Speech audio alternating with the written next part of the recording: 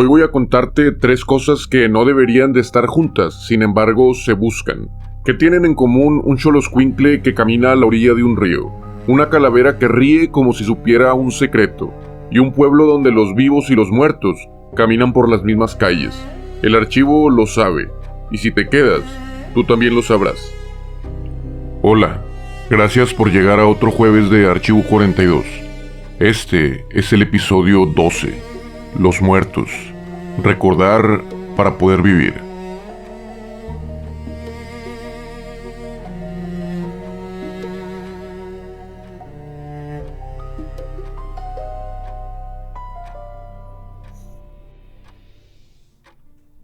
Hay recuerdos que no regresan por la vista, regresan por el olor.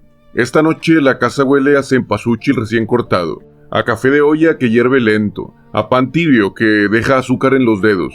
Pongo el primer pétalo en el umbral y tiembla el papel picado, como si la casa respirara antes de decir sus nombres. Mis abuelos llegaron primero. Él con su risa baja, acomodándose como siempre en un sillón donde le parecía estar cómodo. Ella, con las manos que sabían el punto exacto de la masa y ese perfume discreto que aprendí a reconocer sin aprender su nombre. No los veo, pero sé exactamente en dónde están. En el hueco de la mesa donde caben 2 historias. En el sonido del reloj, que solo se atrasa cuando los recuerdo. Luego, llega mi madre. Siempre llega por la cocina. Abre la olla, prueba el mole. Frunce apenas los labios. Le falta tantita sal, me dice la memoria, y yo simplemente obedezco. Porque hay ausencias que aún dirigen la receta. No rezo, pero escucho. Esto no necesita templo, es un acuerdo antiguo. Nosotros encendemos las velas, ellos encienden nuestros hogares. Y cuando el copal sube en espiral, la puerta que no se ve, se queda entreabierta lo suficiente para que alcancen a entrar. Coloco el vaso de agua, la sal y el pan. Muevo el retrato de mi madre 2 milímetros a la derecha. Mi abuela se queda mirando hacia la flor. Mi abuelo hacia la taza que todavía humea con café caliente. Y entonces pasa lo siguiente. Una mano que ya no está, me aprieta el hombro desde adentro del aire. No es fantasía, es mi memoria, que está muy bien hecha. Si alguna vez te pasó, escríbeme qué olor te recuerda a ellos, o qué acción sientes que te los regresa aunque sea un poquito. Nunca he sabido despedirme sin romperme. Lo bueno es que en el archivo siempre estuvo. Y mientras la casa respira, una pregunta sigue punzante. ¿Qué encendemos realmente cuando encendemos una vela? Desde una voz sin rostro, para una mente sin tiempo. Esto es Archivo 42.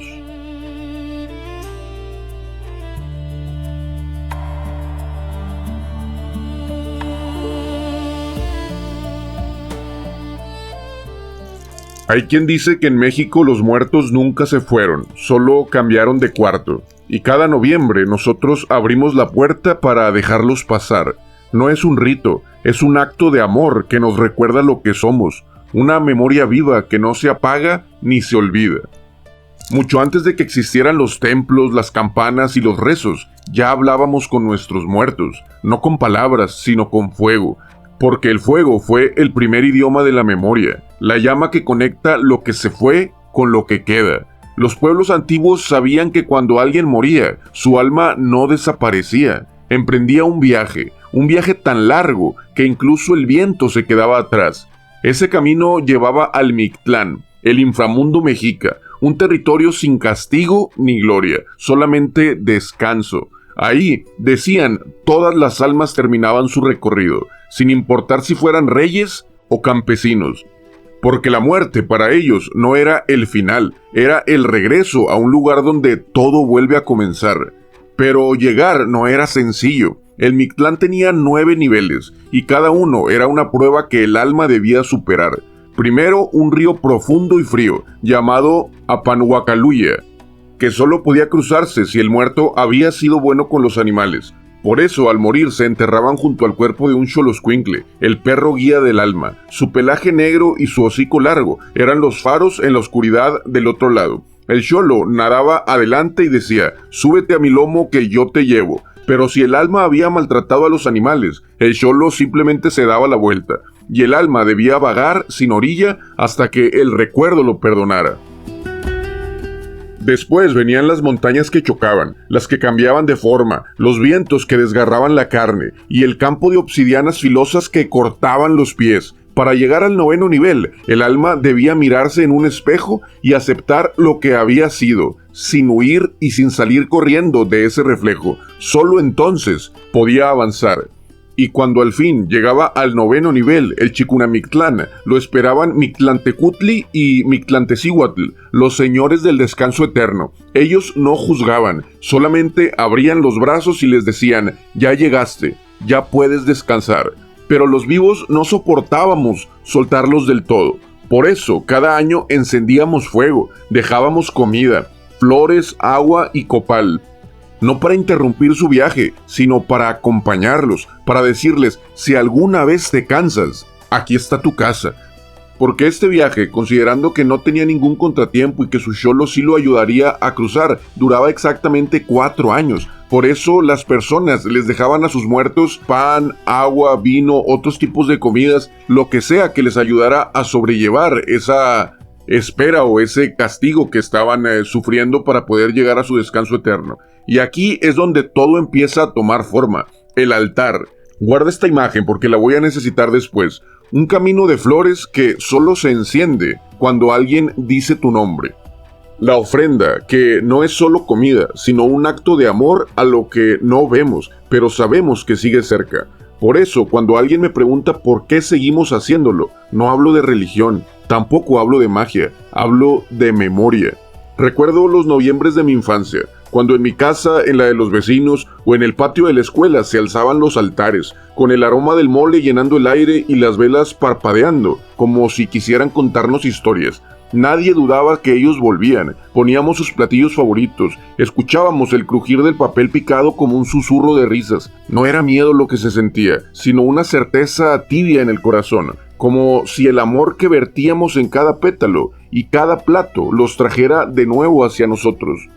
Porque los muertos necesitan ser recordados, pero también necesitamos nosotros que nos recuerden. No basta un día, cada año, encendemos la luz, ponemos la mesa y abrimos la puerta para quienes siempre han estado aquí.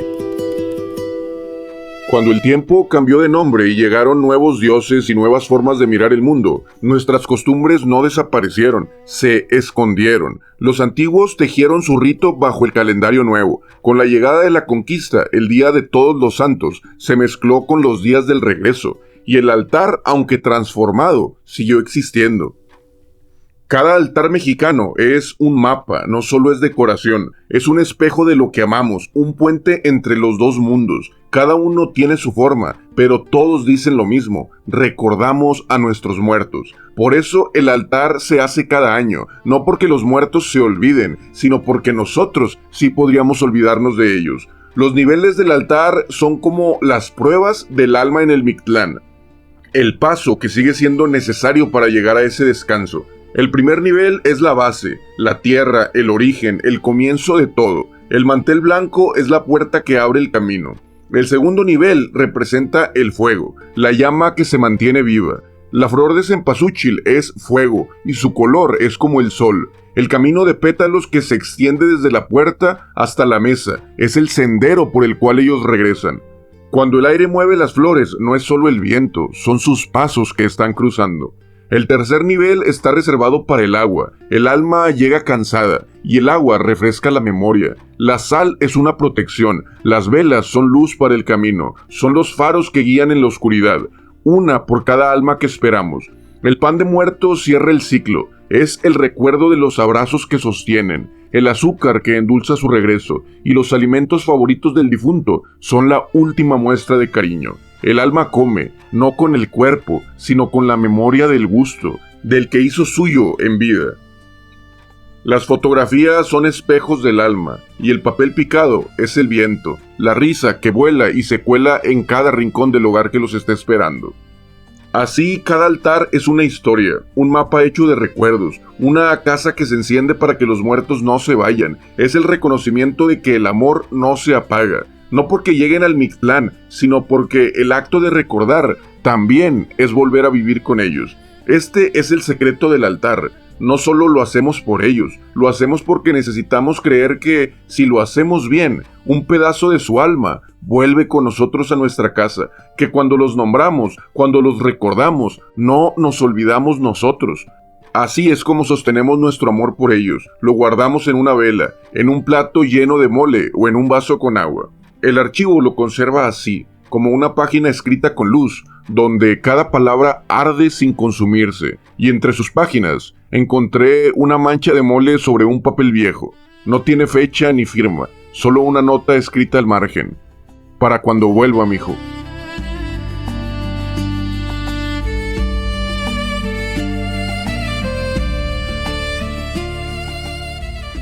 Entre los estantes del archivo hay un cajón que huele a hogar. No tiene una etiqueta, solo una palabra escrita con letra vieja. Cocina. Adentro hay papeles doblados, recetas manchadas de aceite, y entre todas, una hoja que me detuvo. Tenía una mancha de mole seco y una frase al centro, escrita con tinta ya desvaída. Para cuando vuelva, mijo. Nada más. Ni nombre ni firma. Solo eso. Y el olor. Ese olor que no se olvida. No tenía firma, pero sí tenía un propósito. ¿Quién deja una receta esperando a alguien ausente? La abrí despacito, como si fuera capaz de romper el tiempo. Decía chile ancho, pasilla, clavo, canela, pan duro, ajonjolí, chocolate, etc. Y al leerlo sentí que alguien respiraba detrás de mí, no con miedo, sino con un cariño intenso, como si la receta siguiera esperando manos que la preparen. Entonces pensé en los altares, en cómo cocinamos cada año el mismo platillo, aunque sepamos que nadie va a sentarse realmente en nuestra mesa, porque no lo hacemos solo para llenar el plato, lo hacemos para llenar nuestro silencio. Por eso cada casa tiene su olor distinto en noviembre. Unos hacen tamales, otros hacen atole, otros hacen un menudo, otros un cortadillo norteño, otros el mole que alguien preparaba mejor que nadie. Y cuando el aire se llena de ese aroma, los muertos encuentran el camino de regreso, sin siquiera tener que preguntar. Si estás escuchando esto, piensa cuál es el platillo de tus muertos, ese que huele a infancia, ese que ya nadie cocina igual. Hazlo este año, aunque sea una sola vez, solo para ver si el aire cambia. ¿Cuál es el momento exacto en que un alma cruza y viene de regreso? Creo que un alma cruza cuando alguien prepara su camino, sabiendo con una total seguridad que va a regresar. Porque recordar también sabe a risa, y aunque muchos crean que el Día de Muertos es llanto y solemnidad, nosotros sabemos la verdad, que la muerte en México no se teme, se invita a cenar con nosotros, se le pone música, pan, mole y mezcal, se le pinta la cara y se le sienta en la mesa, porque entenderla también es aprender a reír con ella. El archivo lo conserva así, una receta que huele a nostalgia y una risa que atraviesa tantos años. Y hablando de eso, hay un hombre que convirtió esa risa en arte, que nos enseñó que incluso los huesos pueden bailar, un artista que miró a la muerte de frente y le sacó un retrato. Así nació la calavera garbancera, y con ella, la manera más mexicana de recordar a la muerte, riéndose de ella.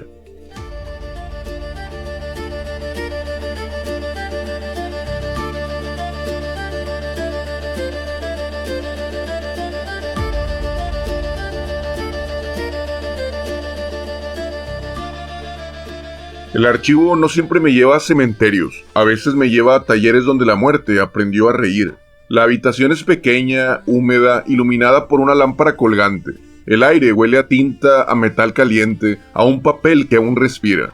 Cada golpe de la prensa suena como un corazón obstinado, imprimiendo vida sobre muerte. Ahí está él, camisa remangada, sonrisa breve, mirada encendida.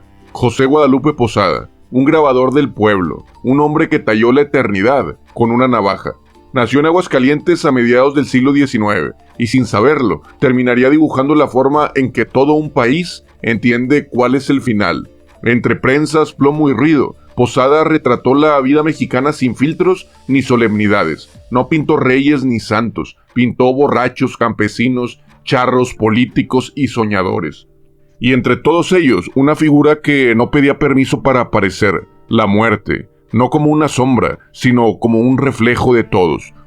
Posada no escribió la muerte, la dibujó, la miró de frente y en vez de llorarle, la retrató sonriendo. En su taller de Aguascalientes, entre olor a plomo, papel y madrugada, creó una biblioteca de calaveras que hablaban más que cualquier tratado. Cada una decía a su manera: mírame bien, que así vamos a terminar todos. Pero no con miedo, sino con esa risa que solo el mexicano entiende. En 1910 talló su obra más famosa, La Calavera Garbancera, una dama vestida con elegancia europea, que fingía ser de otra clase. Una sátira contra los que renegaban de su sangre indígena, queriendo parecer europeos mientras el país ardía en desigualdad. La hizo como una crítica a todas aquellas personas que no se sentían parte de este país. Creo que más de una vez hemos escuchado a alguna persona decir: no, cuando me ven en la calle me dicen, no te creí que eras mexicano. De cierta manera queriendo mostrar que su apariencia es alguna superioridad por pertenecer a otra etnia. La intención que él tuvo con esta crítica es mostrar que no importa cómo te veas, no importa cómo te vistas, debajo de la piel todos tenemos los mismos huesos, todos nos vamos a ver igual, el esqueleto es el mismo.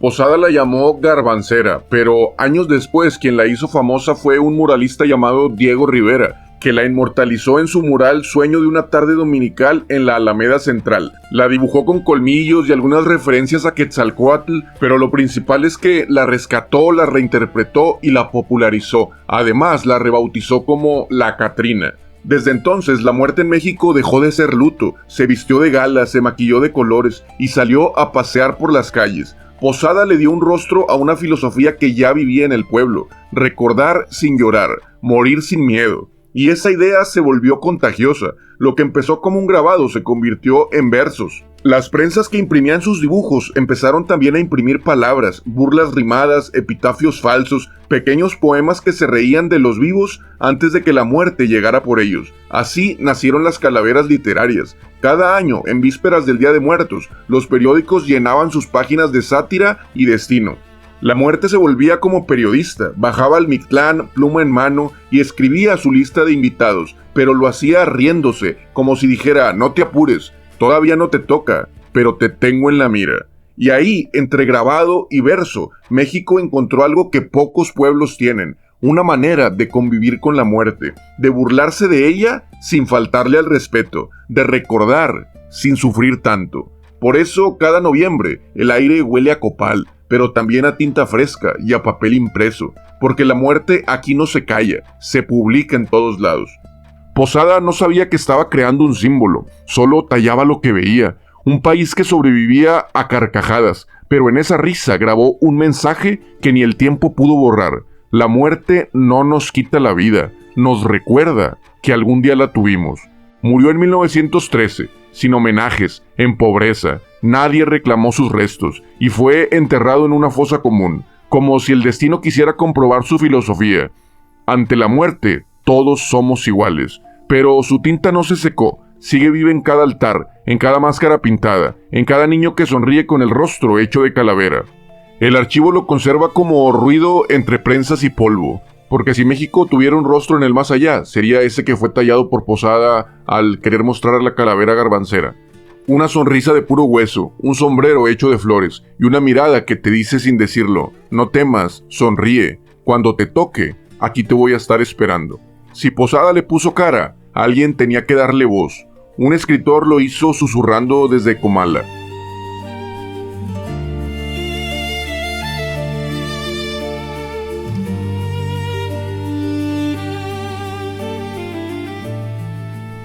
Después de lo que nos dejó Posada, el archivo se quedó en silencio.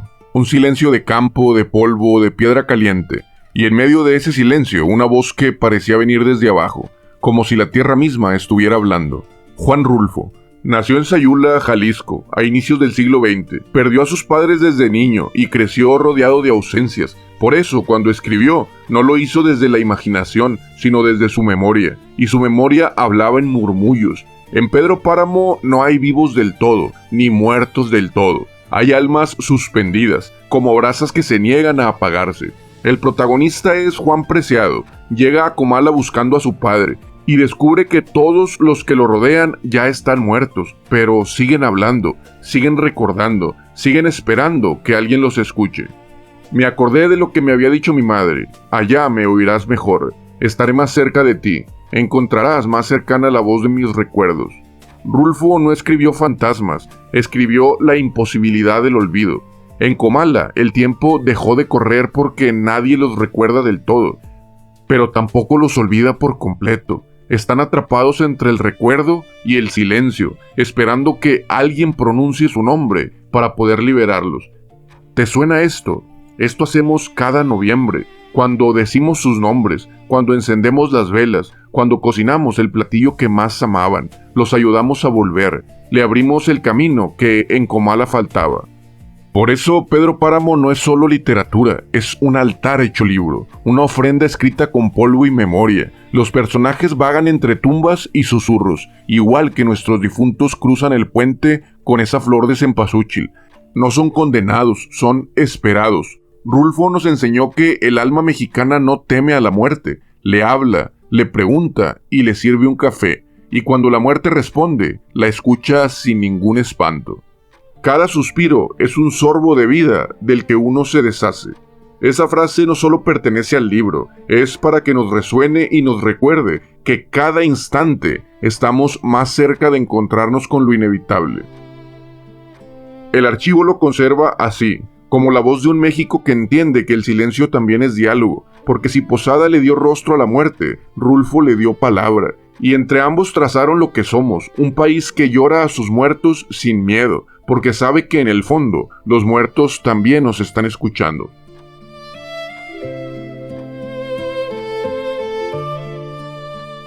En el archivo no solamente se guarda lo que fue, también escucha lo que sigue vivo. Y si uno afina el oído, puede escuchar un murmullo distinto al Día de Muertos, el de los que todavía los recuerdan. Hoy el mundo corre con tanta prisa que hasta la muerte parece llegar por mensajería. En octubre los escaparates se llenan de calabazas de plástico, fantasmas inflables, luces moradas, y mientras los niños gritan dulce o truco, México prepara algo mucho más íntimo, una cita, un reencuentro. Porque aquí no se espanta la muerte, se le pone la mesa. No hay miedo, hay cocina. No hay sustos, hay memoria. Y esa diferencia lo cambia todo. Mientras en otros lugares el 31 de octubre es disfraz, en México el 1 y 2 de noviembre son presencia. No lo inventó una empresa ni una película, lo inventó el amor, que se niega a olvidar a sus seres queridos. Las casas huelen a copal, a pan dulce, a flor recién cortada. Se oyen guitarras, risas, rezos suaves. Y cada altar, desde el más humilde hasta el más elaborado, dice lo mismo con distintas palabras y con distintos objetos. No te he olvidado. Una foto, un vaso de agua, tu comida favorita, una vela que guía, una flor que señala el camino. Así recordamos nosotros, no con lágrimas, sino con una especie de fiesta que duele, pero duele bonito. Y aunque en los últimos años el ruido extranjero haya intentado cubrirlo todo, hay algo que resiste. Los altares siguen encendiéndose, las escuelas siguen explicando el cempasúchil, y cada generación aprende, aunque sea de memoria o de rebote, a hacer una calaverita escrita a mano en un papel de colores, porque recordar no es nostalgia, es identidad, identidad con tus raíces. Un pueblo sin memoria es un pueblo sin voz. Y México, incluso frente al ruido global, sigue hablándole a sus muertos en su propio idioma. El archivo lo conserva así, entre velas que titilan y pantallas que brillan, porque no importa si la ofrenda está en la cocina o en historia digital, lo importante es que sigue existiendo, que alguien en algún rincón siga encendiendo una vela para que el puente no se apague. Para la siguiente sección, el archivo te trae una historia, un alma que se cansó de esperar su puente, una que nos hace preguntarnos: ¿qué pasa cuando nadie pronuncia tu nombre? Cuando ya nadie más prende tu vela.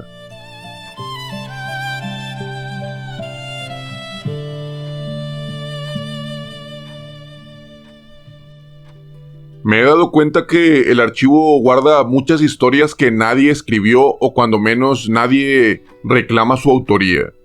Historias que no necesitan papel, porque todavía caminan entre nosotros. Dicen que cada 2 de noviembre, cuando el viento sopla más tibio y las velas parpadean sin apagarse, los caminos del mundo se cruzan. Por un instante, los que partieron pueden volver, pero solo si alguien los recuerda. Y ahí empieza esa historia.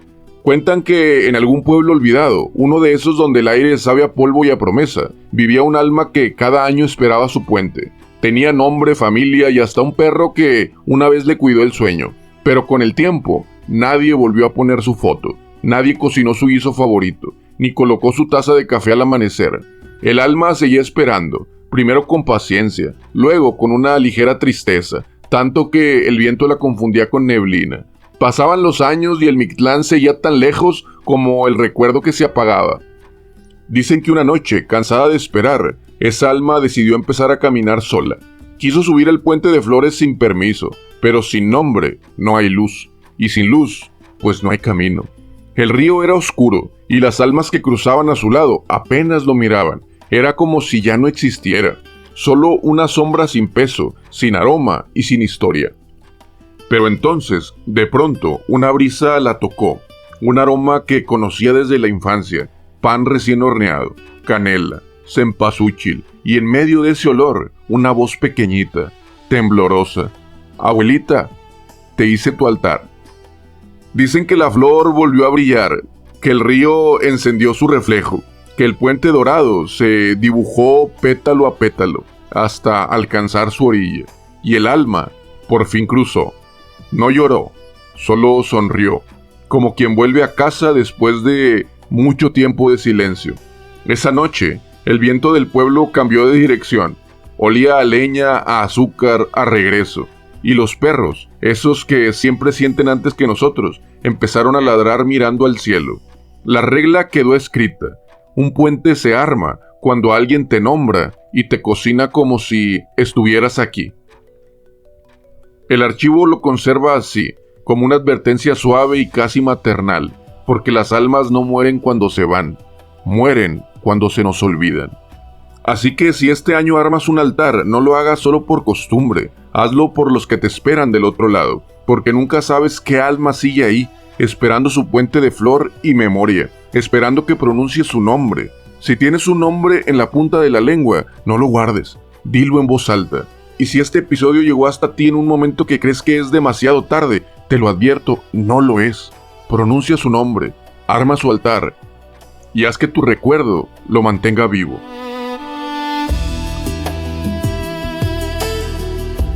En México, como te decía, la muerte también escribe. Lo hace con rima, con picardía y con una sonrisa que se burla de sí misma. A esas pequeñas piezas las llamamos calaveras literarias. No son epitafios ni rezos, son versos juguetones que ridiculizan a la mismísima muerte. Se escriben desde tiempos del Porfiriato, es decir, hace alrededor de 150 años, cuando los poetas del pueblo se burlaban de políticos, compadres y curas, imaginando cómo los visitaría la huesuda. En otros países eso sería un sacrilegio, aquí es como un homenaje, porque solo quien no le teme puede reírse de ella. Y como este archivo también guarda sus tradiciones, esta vez la muerte quiso pasar por aquí. Dice que no soporta que hablemos de ella con tanta calma, así que nos dejó un mensaje, en forma de calavera. La risa también abre caminos. Posada diría que sí, pero vamos a probarlo. La calavera del archivo. Cierta noche de noviembre, cuando la gente ya dormía, la muerte llegó curiosa, queriendo aprender de filosofía. ¿Quién habla de mí con calma, sin rezo ni hipocresía? ¿Quién dice que ya no doy miedo, sino solo melancolía? Caminó entre los archivos, apagó velas encendidas, vio retratos, vio los nombres de almas que ya le eran conocidas. Se topó de frente a una sombra, un hombre sin rostro y reflexivo.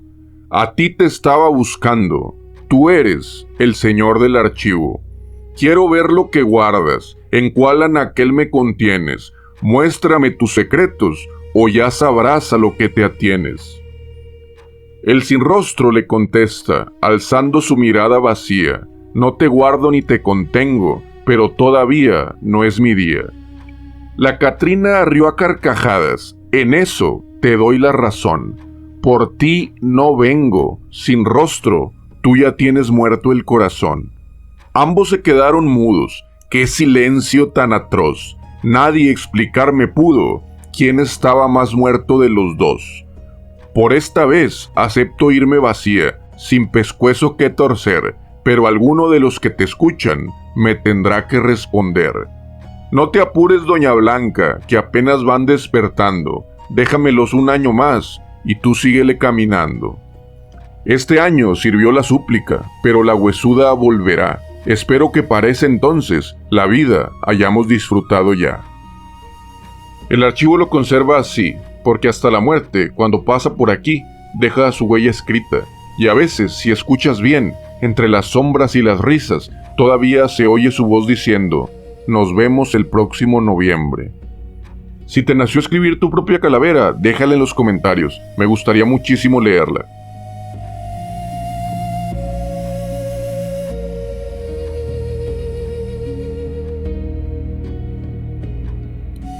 El silencio que queda después de la risa es distinto, no pesa, respira. Y mientras la última vela se consume, el archivo me recuerda algo que no siempre sé decir, que el Día de Muertos no es una fecha, es una forma de estar juntos. Desde los antiguos mexicas que imaginaban el Mictlán hasta los altares que armamos hoy en cocinas y patios, todo se reduce a una misma idea. Recordar es devolverle el nombre a lo invisible. Posada nos enseñó a reírnos del final. Rulfo nos mostró que los muertos hablan, y nuestras ofrendas nos recuerdan que cada alma espera su llamado. Somos el único país que celebra la muerte para no olvidar la vida. En otras partes del mundo se le teme o se le esconde. Aquí se le sirve un pan, se le ofrece mezcal y tequila, se le invita a sentarse un rato, porque entendemos algo que pocos comprenden. La muerte no corta el vínculo, lo transforma en una tarea. No dejar que ese puente se apague. Cuando pones una vela, alguien del otro lado la ve. Cuando mencionas su nombre, un eco te responde. Y cuando sonríes mientras lo recuerdas, esa sonrisa también está atravesando el umbral. Por eso seguimos poniendo flores cada año, aunque no sepamos con certeza por qué lo hacemos. Por eso cocinamos lo mismo, encendemos las mismas velas, colocamos la misma foto en el altar. Porque en el fondo todos sabemos que el olvido es el verdadero fin. Y mientras haya alguien dispuesto a recordar, mientras un niño siga preguntando quién era el de la foto, mientras el aroma del copal siga flotando en noviembre, la muerte no nos ganará del todo. El archivo lo conserva así, como un espejo encendido, porque los que se fueron viven en nosotros, y nosotros, mientras los recordemos, seguimos vivos también en ellos. Antes de que la última vela se muera, falta una cosa. ¿De qué sirve recordar si no lo compartimos?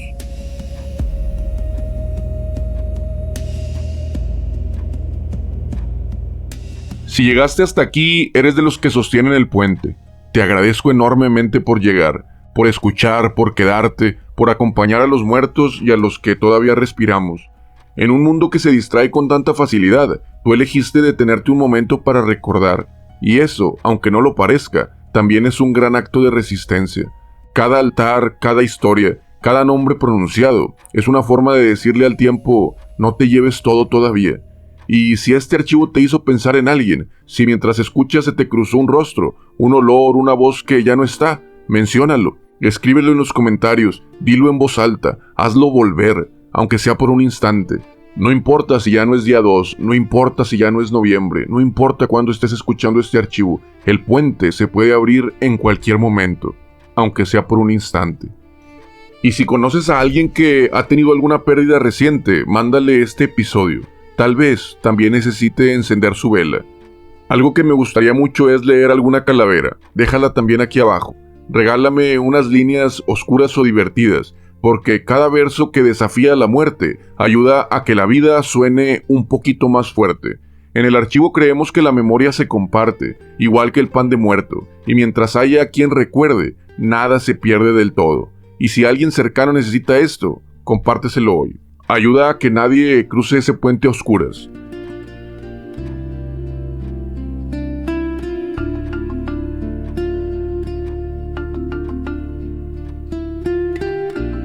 Cuando el último pétalo se marchita y el altar se apaga lentamente, queda el aire tibio, una brisa con olor a leña y pan recién horneado, como si el alma se negara a irse del todo.